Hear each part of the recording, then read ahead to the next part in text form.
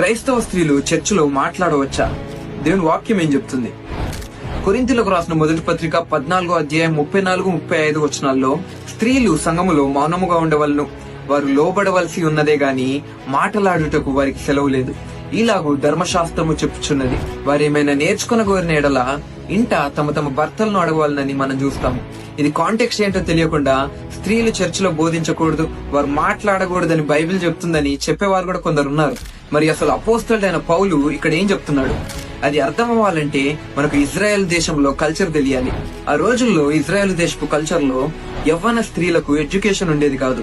అయితే 1917లో సేరా సేనిరర్ అనే స్త్రీలు కూడా చదువుకోగలగాలని ఒక మూవ్మెంట్ స్టార్ట్ చేసిన తర్వాత మెల్లిగా మార్పులు వచ్చి 20వ శతాబ్దంలో స్త్రీలకు ఎడ్యుకేషన్ లభించింది. ఇది ఇజ్రాయెల్ దేశంలో అప్పటి పరిస్థితి. కానీ యేసు ప్రభు వచ్చిన తర్వాత దేవుని దృష్టిలో స్త్రీలు పురుషులు అందరూ సమానమే అని తెలియజేయడం మనం చూస్తాం.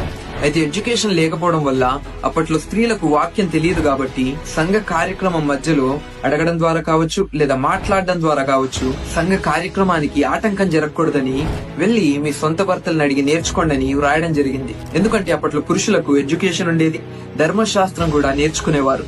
సో స్త్రీలు చదువుకోవాలి అండ్ వాక్యం నేర్చుకోవాలి అనేది ఇక్కడ ఉద్దేశము.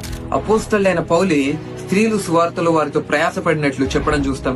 యేసు ప్రభు పునరుద్ధానం గురించిన సువార్త కూడా మొదట స్త్రీ ద్వారానే ప్రకటించబడినట్లు మనం చూస్తాము. అలానే ఎంతో మంది స్త్రీలను దేవుడు గొప్పగా వాడుకున్నట్లు మనం బైబిల్లో చూస్తాం. సో బైబిల్ ని కాంటెక్స్ట్ తో చదివితే ఇంకా చక్కగా మనం అర్థం చేసుకోవచ్చు. God bless you.